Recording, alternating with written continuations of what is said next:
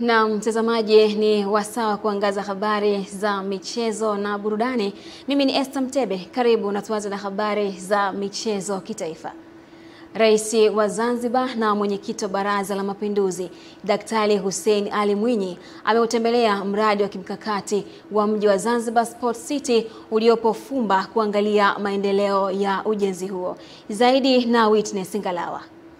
Mradi wa Zanzibar Sports City ni miongoni mwa miradi ya kimkakati inayotekelezwa na Serikali ya Mapinduzi ya Zanzibar kwa lengo la kuimarisha miundombinu ya michezo, kukuza maendeleo ya sekta hiyo nchini.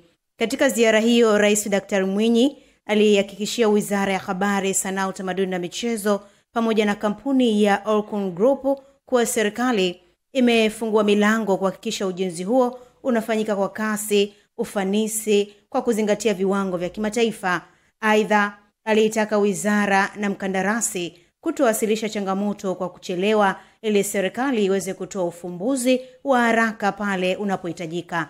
Rais Daktari Mwinyi aliambatana na Waziri wa Habari, Sanaa, Utamaduni na Michezo Mheshimiwa Riziki Pemba Juma pamoja na Naibu Waziri Mheshimiwa Ali Abdulkalim Hussein katika ziara iliyofanyika leo tarehe 18 Novemba mwaka 2025. Mradi wa Zanzibar Sports City ni miongoni mwa miradi ya kimkakati inayotekelezwa na Serikali ya Mapinduzi ya Zanzibar kwa lengo la kuimarisha miundombinu ya michezo na kukuza maendeleo ya sekta hiyo nchini. Awamu ya kwanza ya mradi huo inajumuisha ujenzi wa uwanja wa kimataifa wa mpira wa miguu wenye uwezo wa kuchukua mashabiki 36,500 pamoja na viwanja viwili vya mazoezi vyenye uwezo wa kuchukua mashabiki 15,000 kila kimoja. Moja ya viwanja hivyo pia kitatumika kwa ajili ya sherehe za kimataifa. Ujenzi wa mradi huu unatarajiwa kukamilika ifikapo Disemba mwaka 2026. Mimi ni Winga Teleza, Witness Ngalawa, na hii ni Michezo Channel 10+. Baadhi ya mashabiki wa timu ya Yanga visiwani Zanzibar wamesema maamuzi ya uongozi kuamua kuleta michuano yake ya hatua makundi ya michuano ya CAF uwanja wa New Amani Complex ni uamuzi sahihi na wanaimani na timu yao itafanya vizuri hatua ya makundi. Tupate taarifa zaidi. Tambo hizo za mashabiki wa Yanga zinajiri baada ya timu yao kuwasili Zanzibar kuanza maandalizi ya kusaka kucheza hatua robo finali ya ligi ya mabingwa barani Afrika. Furahi sana Yanga kuja Zanzibar kwa sababu imekuja nyumbani. Hapa ni nyumbani kwao hapa. Inapokelewa vizuri na tuna matumaini kwamba anakuja kufanya vizuri katika ardhi ya Zanzibar. Timu imekuja Zanzibar, hatuna shaka tunakwenda kufanya vizuri siku ya tarehe 22. Mashabiki hawa waliojawa na furaha na tabasamu la ujio wa timu hiyo wamesema matumizi ya uwanja wa New Amani Complex wao ni sehemu ya kuandika historia mpya Afrika. Tunaimani wana Yanga wataitika kwa wingi siku ya tarehe 22 Jumamosi. Farabati ni underground nyingine, lakini tumejipanga kwa ajili ya ushindani. Sio kushiriki, tunakuja kushindana. Hakuna hofu kwa sababu hapa pako salama, pako vizuri. Kama tulivyosema Zanzibar ni njema, atakaye aje.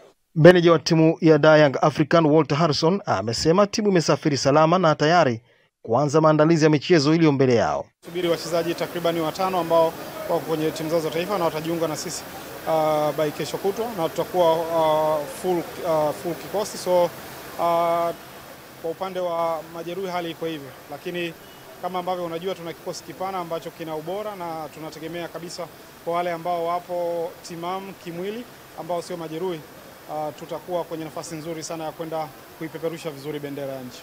Aidha, meneja huyo wa mabingwa wa kihistoria Tanzania amewataka mashabiki wa timu hiyo kuiunga mkono timu yao. Young Africans ndio timu ambayo ina mashabiki wengi Tanzania nzima, na ndio maana inaitwa timu ya wananchi. Kwa hiyo kwa wale wote ambao wako Zanzibar, ambao wako nchi nzima, tunapenda kuwashukuru kwa jinsi ambavyo wamekuwa wanatupa support kwa kipindi chote ambacho Young Africans imekuwepo. Kwa hiyo this time around tunataka kuiona nguvu yao kwenye mchezo huu wa Champions League dhidi ya FAR Rabat. Kumbuka tutakuwa na michezo mitatu hapa. Mchezo dhidi ya Al Ahly, lakini mchezo dhidi ya JS Kabylie wote watakuja hapa. Kwa hiyo tunataka kuona jinsi ambavyo nguvu yao ni kubwa ya kuweza kutupa support na mwisho wa siku kwenda kutimiza lengo. Kwa hiyo tunategemea makubwa kutoka kwao, wajitokeze kwa wingi, sisi tutaenda kuifanya kazi. Timu ya Yanga Afrika imewasili Zanzibar majira mchana kwa ajili ya michezo ya hatua ya makundi ya ligi ya mabingwa Afrika, na wakiamua kutumia uwanja wa New Amani Complex kama uwanja wao wa nyumbani. Juma Kasim, Channel 10, Zanzibar. Na asante Juma Kasim kutoka huko Zanzibar.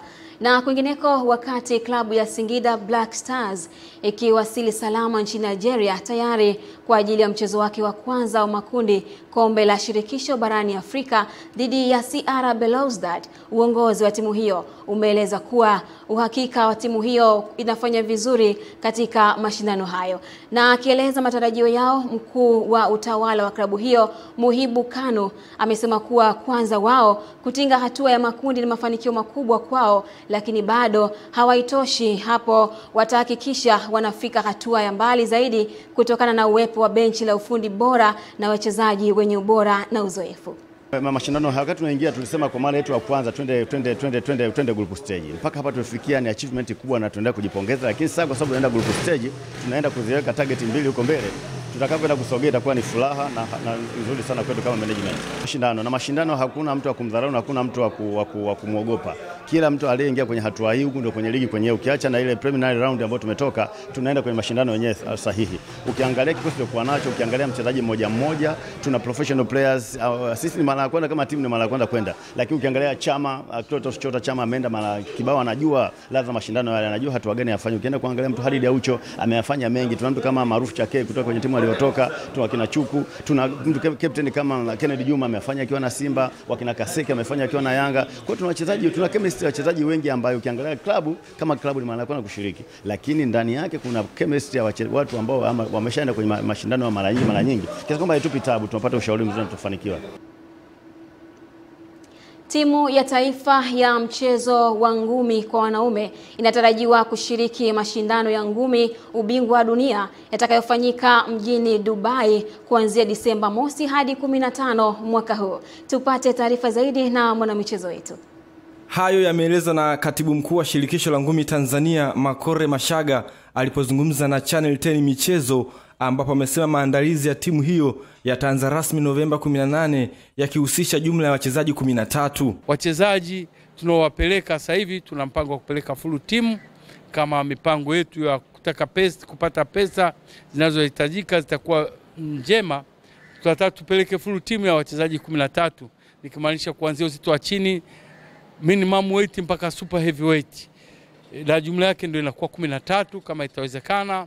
Kwa mipango yetu ya fedha na bajeti nzima ya chakula, malazi, visa na vitu vingine itakuwa ndio hivyo. Na kiujumla wachezaji kama nilivyokuambia walikuwa wameshafika kwenye piki, kwa maana kwamba kabla ya kwenda Nairobi walikuwa kwenye piki, na maana kwamba walikuwa kwenye mashindano.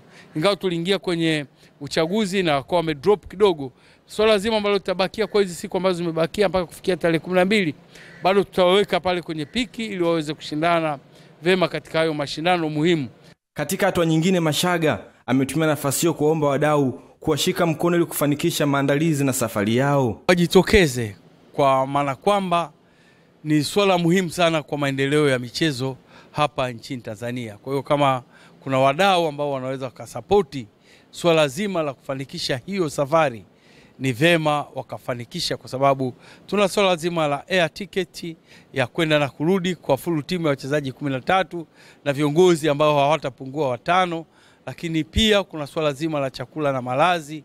Eden Bahati, Channel 10 Michezo. Mashindano ya riadha mahususi kwa ajili ya kuchangia fedha za matibabu kwa watoto wanaoishi na maradhi ya mdomo sungura yanatarajiwa kufanyika Disemba 21 Zanzibar, na mgeni rasmi akitarajiwa kuwa Rais wa Zanzibar Daktari Hussein Ali Mwinyi. Na tayari dirisha la usajili wa wanariadha na milango imewekwa wazi kwa usajili wa mwanariadha 35,000 huku wadau nao wakiomba kuchangia matibabu. Tupate taarifa zaidi. Akitoa taarifa ya mashindano hayo yatayoshirikisha mbio za kilomita 21, kilomita 10 na kilomita 5 kwa watoto, balozi wa mashindano hayo Amri Masare anasema maandalizi yamekamilika, huku akifafanua dhana nzima mashindano hayo na maudhui yake kwa ujumla. Kwa nini Zanzibar? Kwa sababu Zanzibar ni moja kati ya eneo ambalo lina watoto wengi wenye changamoto hiyo, na hii ni mara baada ya mwezi Aprili kufanyika hapa Zanzibar katika hospitali ya Mnazi Mmoja, ikaonekana kuna uhitaji mkubwa sana. Sasa mbali ya kuendelea tukuja kutoa huduma, lakini pia kutoa elimu, kuwashirikisha Wazanzibari kuona na kufahamu vema kuhusiana na tatizo la mdomo sungura, kwamba si ushirikina, si uchawi, si laana. Mwenyekiti wa waandaaji wa mbio za barabarani Tanzania Joseph Katembo ameomba wadau wa michezo kuiunga mkono kampeni hiyo ili kurudisha tabasamu katika jamii. Huduma ya mtoto mmoja ni shilingi 800,000 ambayo ukiitamka ni gharama, lakini kwa umoja wetu tukisimama kwa pamoja hili jambo linawezekana, na si lazima uje kukimbia. Hapo ulipo, bahati nzuri Mtanzania popote alipo anaweza kuchangia. Si lazima aende Amani, aje hapa Amani Complex, si lazima aende Forodhani wala Michenzani Mall. Kuna website ambayo ni www.samequalitiesfoundation.org. Huko unaweza ukajisajili popote ulipo. Katibu wa chama cha riadha Zanzibar Muhidini Juma Masonzo anasema kwa upande wa maandalizi yamekamilika na utambuzi wa njia wanazopita wanariadha zimeshatambuliwa. Hili wazo la kuleta hapa ni la viongozi wetu wa Serikali ya Mapinduzi ya Zanzibar. Mashindano yamekuwa yakifanyika Tanzania bara, eneo la mkoa wa Arusha, lakini kila mwaka amekuwa mgeni rasmi ni rais wa Zanzibar na mwenyekiti wa Baraza la Mapinduzi, au wakati mwingine alikuwa akiwasilishwa na spika wa Baraza la Wawakilishi. Sasa utaona ni kwa kiasi gani viongozi wetu ndio wamekuwa kipaumbele kuhakikisha wanachangia hii mbio ije kufanyika hapa. Kupitia mashindano hayo yanayoingia katika msimu wake wa 7 kufanyika na yakitarajiwa kufanyika kwa mara ya kwanza Zanzibar chini ya taasisi ya The Same Quality Foundation, watoto wapatao 2347 wamepatiwa matibabu na kupona maradhi haya. Wakati ligi kuu ya Uingereza ikionekana kuendelea kuteka mashabiki wengi barani Afrika na Ulaya, kampuni ya MultiChoice Tanzania DStv imesema mechi zote 52 watazionyesha, huku wakieleza kuelekea msimu wa sikukuu wameshusha bei ya vifurushi ili wateja wao wafurahie michuano mbalimbali kupitia SuperSport. Akizungumza kampeni hiyo, mkuu wa masoko MultiChoice Tanzania DStv Leonard Baraka Shelukindo amesema katika msimu huu wa sikukuu DStv imetangaza kampeni yao ya All in All ambayo itawasaidia wateja wake kuangalia michuano mbalimbali pamoja na burudani nyingine nyingi zinazopatikana kupitia vifurushi vyake. Mechi zote 52 utaziona ndani ya DStv. Kwa hiyo inaungana na kipindi hichi cha Festive. Lakini kumbuka kipindi cha Festive pia, especially kwa wale wapenda mpira, huwa kuna back to back big games. Utaangalia mechi za Premier League, utaangalia za La Liga, utaangalia za League 1. Lakini bado tutakuwa tunaendelea na mambo yetu ya Champions League, Europa. Kwa hiyo ni content after content after content. Na uzuri sisi kama kawaida CAF UEFA vyote ndani. Na taarifa hii inahitimisha habari za michezo kitaifa, na sasa tukaangaze kunani kwa upande wa habari za michezo kimataifa. Mshambuliaji wa Al Ittihad Karim Benzema ameibua maswali mapya kuhusu hatima yake ndani ya klabu hiyo baada ya kukiri kwamba bado hajafanya uamuzi kuhusu mustakabali wake baada ya msimu ujao. Akizungumza jana, Benzema alisema kuwa swala la kuondoka au kubaki linategemea mambo mengi, akisisitiza kuwa bado hana uamuzi wa mwisho kuhusu mwelekeo wake ndani ya miamba hiyo ya Saudi Pro League.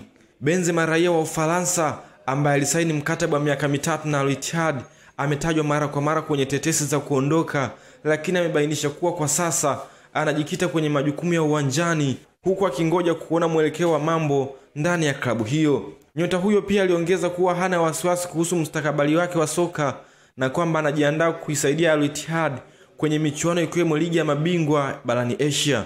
Kauli hiyo imeongeza sintofahamu kuhusu safari yake msimu ujao, huku mashabiki wa Al Ittihad wakiendelea kusubiri maamuzi rasmi kutoka kwa mchezaji huyo mkongwe. Eden Bahati Channel 10 Michezo. Asante Edmund Bahati kwa kutujuza hayo kwa upande wa habari za michezo kimataifa. Na sasa tunaelekea huku kwenye upande wa habari za burudani, ambapo kutoka mtandaoni hali isiyokuwa ya kawaida imezua kicheko na taharuki katika zoo moja nchini Uingereza baada ya kasuku watano waliofahamika majina kwa Bill, Eric, Tyson, Jade na Aries kuanza tabia ya kufoka kwa matusi kwa wageni na kuwacheka kwa sauti. Na kwa mujibu wa wafanyakazi wa zoo hiyo, kasuku hao walikuwa wakihamasishana, mara moja akisema tusi, mwingine wote walicheka kwa nguvu, jambo lililowafanya waendelee kubadilishana maneno machafu kana kwamba ni mchezo. Na ingawa wageni wengi walipata burudani mwanzoni, zoo hiyo ilianza kuwa na wasiwasi kuhusu familia zinazokuja na watoto.